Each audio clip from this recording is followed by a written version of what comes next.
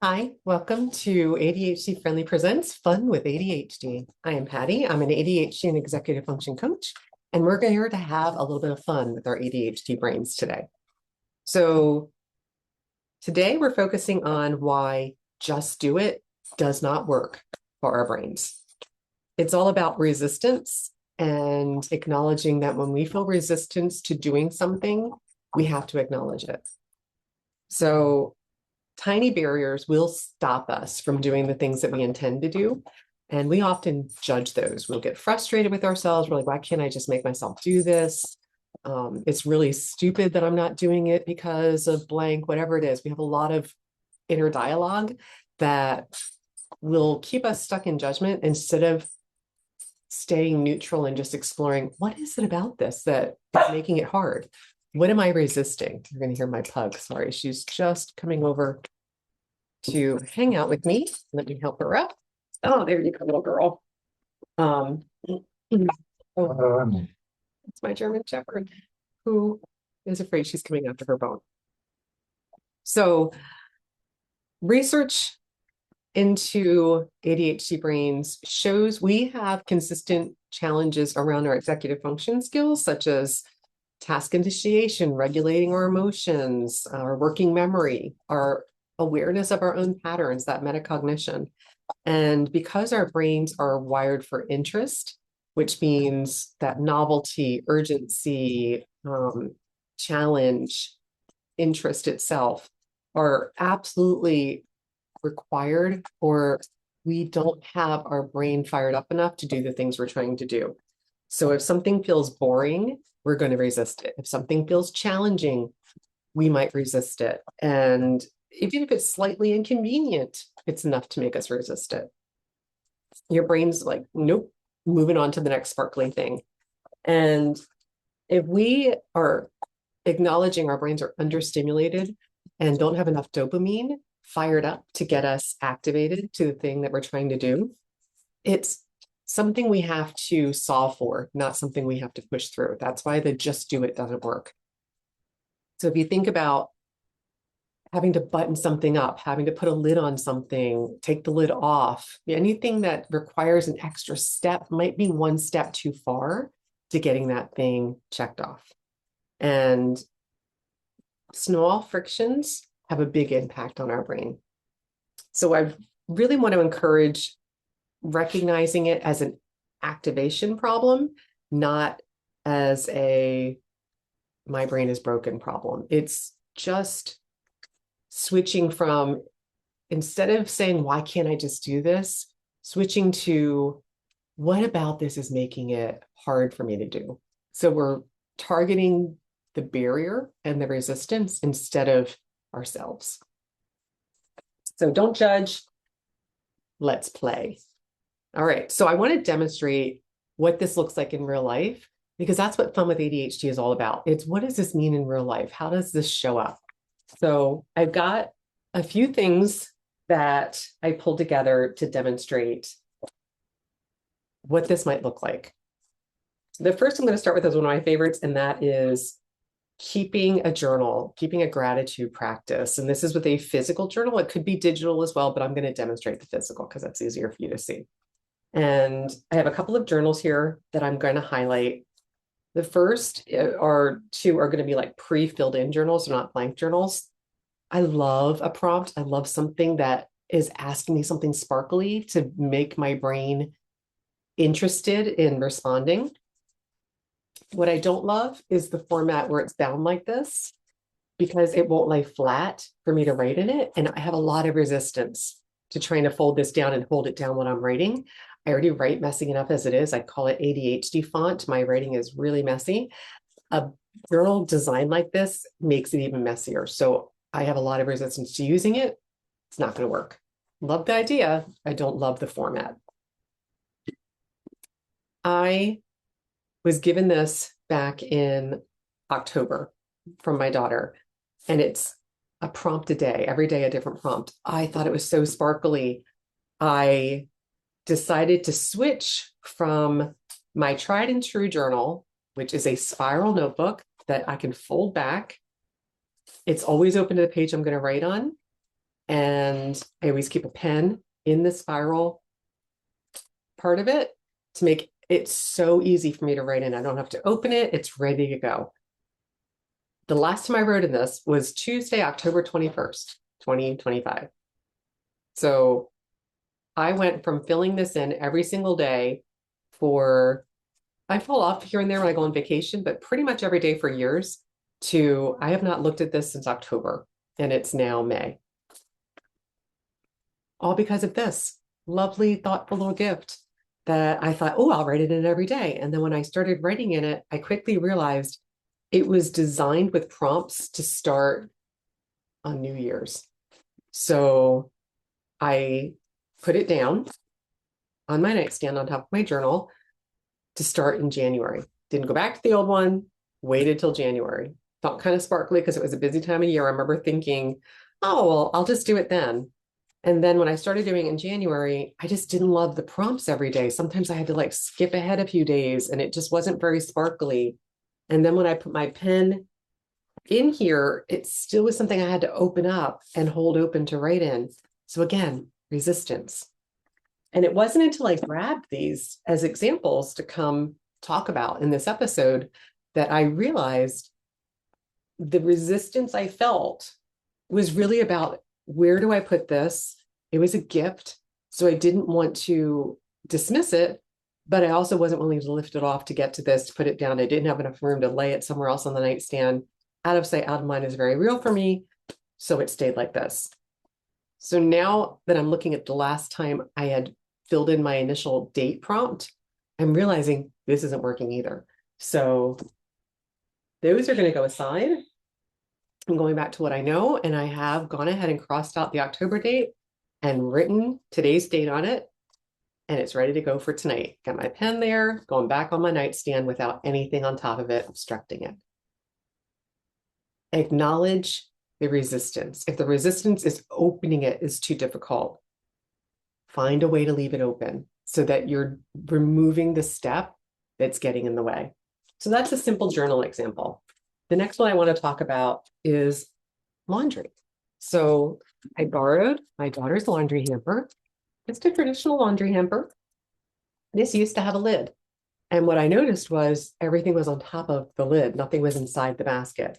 So we talked about, what about we just get rid of the lid so you can just throw things in the basket? And that's what it does now. She just throws everything in there and it makes it easy.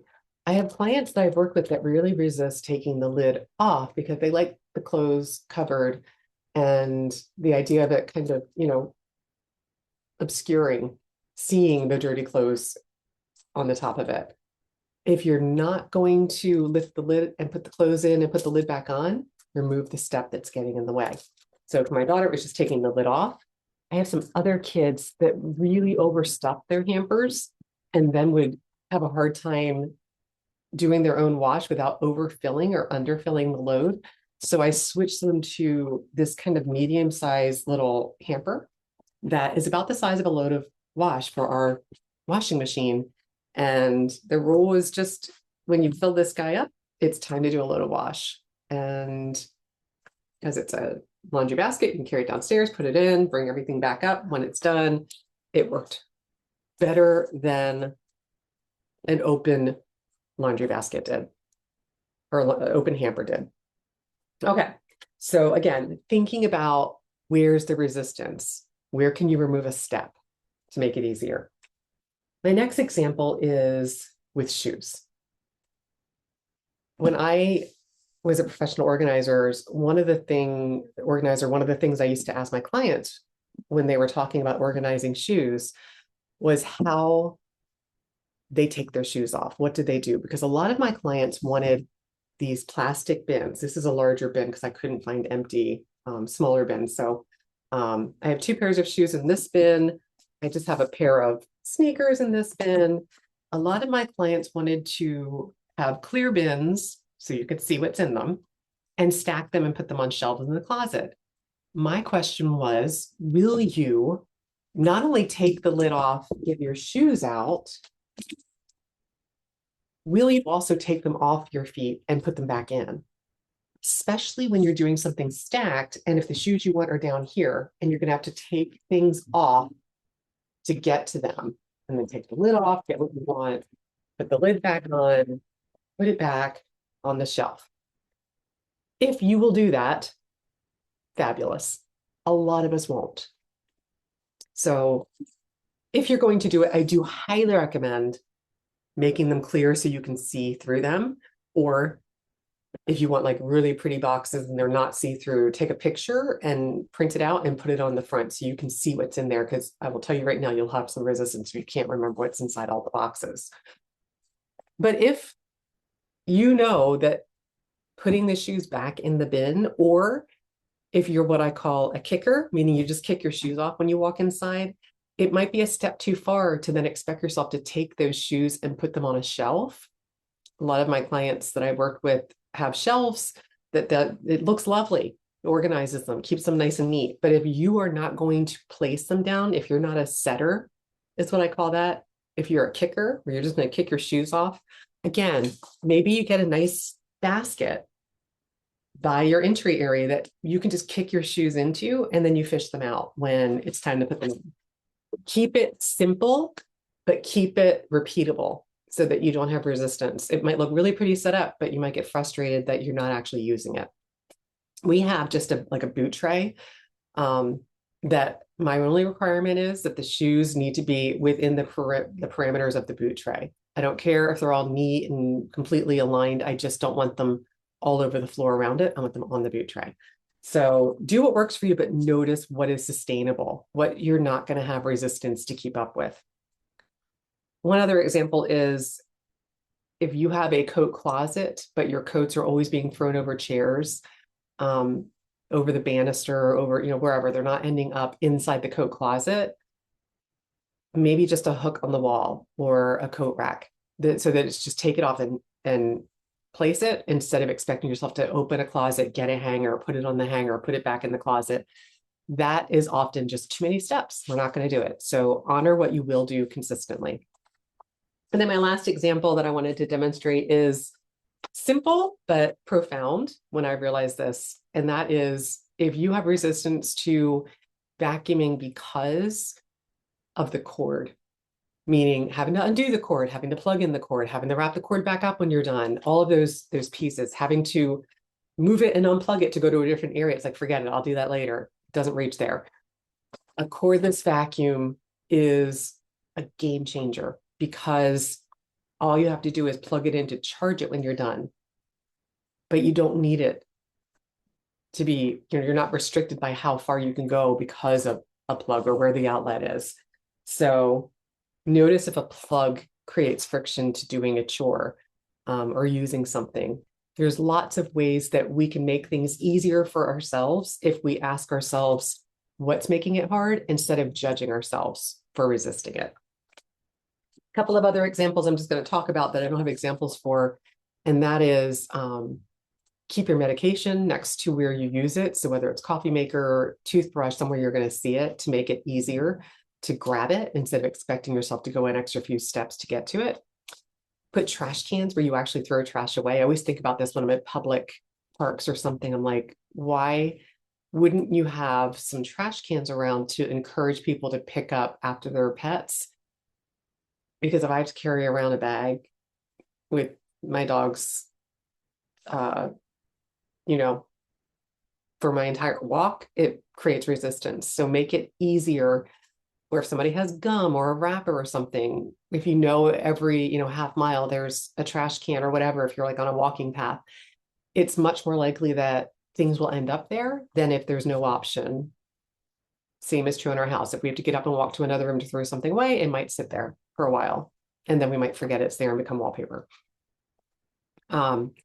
If you need one less thing to do in the morning, maybe you sleep in your workout clothes if they're comfortable so that you are waking up already ready to go to the gym or go for a walk or whatever it is that you're doing. And then the other thing is, if you struggle with putting on walking shoes to go for a walk, maybe you look at the slip-on version instead of the lace-up version. If the lace is bending down, tying the laces, fixing the tongue, all of that create resistance. So To wrap up, we really just want to reduce friction and resistance by matching our system to our actual behavior, not to our ideal self, like what we can do on our best day. We want our systems to support us on our lowest energy days. So design systems that you would actually be able to keep up with, not things that you might end up avoiding. And then once you have it in place, just ask yourself again, is there one more thing I could remove here? One more thing that would make this a little bit easier? Remember, messy is better than perfect. The shoes on the boot tray are better than all around the entryway. So yes, it'd be lovely if there were no shoes or there were just, shoes nicely lined up, but I will go on the boot tray any day of the week. It's much better than all over the place. So follow the resistance, treat it like a symptom, an idea. Use your curiosity about what could I do to blast the resistance out of this? And remember, if something feels harder than it should, don't push harder. If you don't push through, we need to make it easier. That's it for this episode of Fun with ADHD. I hope you have fun lowering resistance to things that you're trying to do more consistently.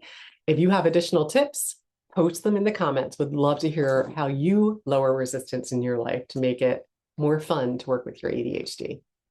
That's it for now. Tally ho.